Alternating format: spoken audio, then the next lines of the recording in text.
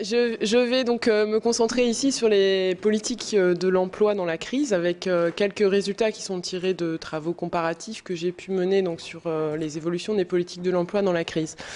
Alors donc je voudrais insister sur l'usage qui a été fait d'un certain nombre d'outils contracycliques dans le cadre de la politique de l'emploi. Je pense que ce qu'on identifie assez bien au travers de l'ensemble des expériences européennes, même si bien sûr il y a des différences entre pays, c'est d'abord donc un usage qui a été relativement modéré, mais tout de même soutenu, en tout cas dans la première phase de la crise entre 2007 et 2009, des politiques de soutien aux revenus. En particulier donc des politiques d'assurance chômage. Enfin, l'assurance chômage a été dans un certain nombre de pays plutôt généreuse dans la crise, au sens où on a eu des extensions des durées d'indemnisation, voire des taux de remplacement dans certains pays.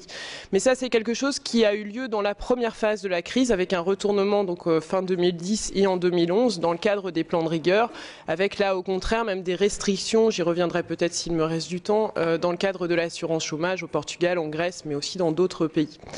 Le deuxième outil qui a été utilisé dans cette crise, c'est effectivement la flexibilité interne qui a déjà été soulignée par Stefan Lendorf et les politiques de maintien de l'emploi de manière plus générale. Donc ça passe en partie par la flexibilité de la durée du travail, soit de manière spontanée négociée dans les entreprises, soit avec le soutien des politiques de chômage partiel en particulier, qui donc se sont avérées effectivement, d'après les évaluations dont on dispose, être des outils très efficaces dans cette crise.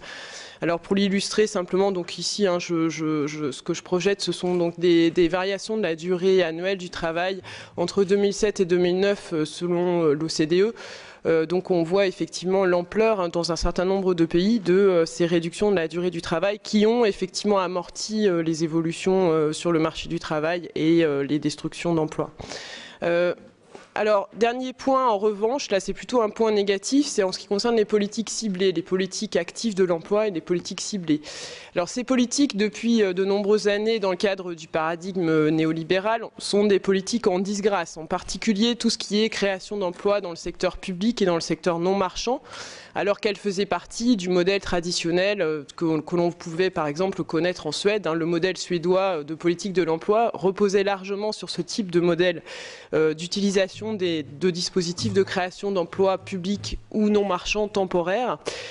Ces dispositifs sont des dispositifs efficaces en temps de crise, même s'ils le sont sans doute moins dans des périodes de croissance. Or là, ce qu'on constate, c'est effectivement un usage très en deçà de ce qui a pu être fait dans des crises précédentes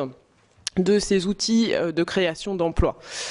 Par ailleurs, on constate également des hausses très limitées des budgets en ce qui concerne donc l'aide à la recherche d'emploi des chômeurs. Donc de ce point de vue-là, du côté des politiques actives, on a plutôt eu une réaction qui est largement en deçà de ce qui a pu exister dans le passé, alors même que la crise en termes d'augmentation du chômage a été effectivement beaucoup plus importante. Donc pour l'illustrer, on peut voir ce qui s'est passé là, en termes d'évolution des politiques actives de l'emploi. Ici, ce sont donc simplement les dépenses actives. Donc on voit qu'on a effectivement eu une période qui a été une période de baisse du niveau de ces politiques actives en pourcentage du PIB dans la plupart des pays jusqu'en 2007, puis une augmentation, mais cette augmentation reste très limitée et ne permet pas en fait de rattraper même le niveau du début des années 2000 qui n'était pourtant pas un niveau observable en période de conjoncture basse. Donc on a une sous-utilisation de ces outils, me semble-t-il, pendant cette crise, avec des conséquences qui peuvent être aussi défavorables sur les évolutions de l'emploi, mais ça renvoie largement donc à ce paradigme néolibéral dont on a déjà parlé. Alors je voudrais souligner également, donc en ce qui concerne la persistance de ce paradigme et ses utilisations à contretemps dans la crise, quelques exemples français d'incohérences politiques qui sont marqués et qui effectivement renvoient à la persistance de ce paradigme néolibéral dans la crise. Un premier exemple, c'est la création de Pôle emploi, donc, qui est un guichet unique réunissant l'assurance chômage et les services d'aide à la recherche d'emploi des chômeurs, qui a été donc conduite en 2008. Cette réforme a été conduite en 2008 2008, à moyens constants ou à peu près constants, et elle a conduit en fait à une dégradation de la qualité des services qui sont rendus aux chômeurs en matière donc de recherche d'emploi. Donc elle n'a absolument pas atteint son objectif, et même elle a plutôt eu des effets négatifs donc sur la qualité du fonctionnement du marché du travail en France et de l'aide aux chômeurs. Donc ça, c'est un premier exemple de réforme à contretemps. Deuxième exemple, je pense que vous le connaissez tous, c'est le cas du travailler plus pour gagner plus, qui était le motif de Sarkozy lors de son élection en 2007, et qui donc s'est traduit concrètement par des subventions aux heures supplémentaires qui ont été maintenues dans la crise, alors même que par ailleurs le gouvernement français tente, une nouvelle fois d'ailleurs cette année, de relancer les dispositifs de chômage partiel. On a donc une incohérence totale, là aussi, entre des politiques d'un côté qui visent à soutenir la flexibilité interne du travail à la baisse, de la durée du travail à la baisse, et par ailleurs donc ces politiques d'heures supplémentaires. Le résultat, c'est qu'en France, la durée annuelle du travail, selon l'OCDE, a effectivement peu baissé, ce qui est logique compte tenu des incitations contradictoires dont les entreprises font l'objet. Enfin, dernier point en ce qui concerne les politiques actives de l'emploi. Donc, comme je l'ai dit, les politiques de création d'emplois dans le secteur public n'ont pas la cote depuis de nombreuses années du fait des critiques qui ont pu leur être faites dans le cadre du paradigme libéral. Le résultat, c'est que dans la crise, le gouvernement français a décidé de mettre une priorité au développement de mesures dans le secteur privé, donc mesures d'emploi temporaire dans le secteur privé avec des subventions ou des baisses de charges. Ces mesures n'ont absolument pas fonctionné, ce qui est logique là aussi, puisqu'en période de récession, les entreprises ne vont pas nécessairement non plus utiliser ce type d'outils. On sait que c'est là, dans ce cas-là, le secteur public et non marchand qui doit prendre le relais et non le secteur privé. Donc le budget consacré à ces dispositifs n'a pas été dépensé, et le gouvernement, cette année, période électorale, relance effectivement les dispositifs dans le secteur non marchand. Donc troisième exemple d'incohérence politique liée là aussi au paradigme néolibéral en vigueur. Alors pour terminer, ça c'est la note pessimiste, les projections de dépenses qui sont, c'est celle du FMI liées au plan d'austérité. Je pense qu'effectivement dans le cadre des plans d'austérité, ce qu'on voit se profiler, ce sont des choses qui sont très défavorables en matière de politique du marché du travail.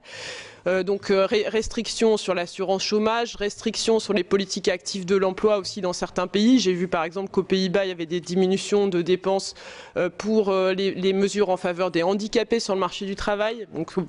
toutes ces réformes ne vont pas dans le bon sens en matière de politique de l'emploi. Mais par ailleurs, un autre point très important, c'est qu'effectivement, dans le cadre de ces plans d'austérité, on fait passer en plus des mesures de réforme structurelle, comme l'a évoqué Stéphane, et en particulier des mesures de dérégulation du marché du travail. Donc c'est le cas en Grèce, c'est le cas au Portugal, c'est le cas en Espagne, avec donc à la fois effectivement une diminution de la protection de l'emploi, une flexibilisation des contrats de travail. Et ce débat-là, je pense pour l'instant, est encore relativement mineur dans le cas de la France par exemple, mais pourrait tout à fait devenir quelque chose qui serait prépondérant dans les années à venir si effectivement donc Sarkozy est réélu, en tout cas aux prochaines élections présidentielles. Donc on est dans un contexte dans lequel la dérégulation du marché du travail passe en fait discrètement ou plus ou moins discrètement par la fenêtre, alors que effectivement on est déjà dans une politique de rigueur.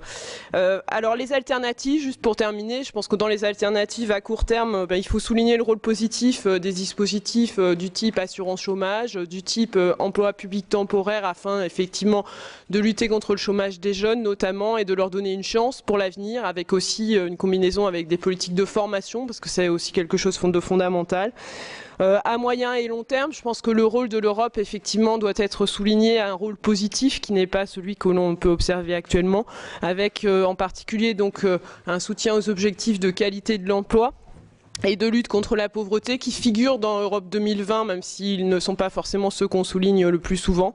Et puis par ailleurs, donc l'utilisation d'outils qui ont déjà été évoqués, à la fois donc effectivement des outils budgétaires, donc fonds structurels dans la mesure où ils existent, avec éventuellement donc des augmentations de ces budgets si cela s'avérait possible. Et puis je pense qu'il faut relancer aussi le débat sur un certain nombre de dispositifs de lutte contre le dumping social en Europe, y compris la discussion sur le salaire minimum européen, qui me paraît être quelque chose de fondamental dans le contexte des années à venir, et pour dépasser donc cette phase de néolibéralisme et de dérégulation du marché du travail.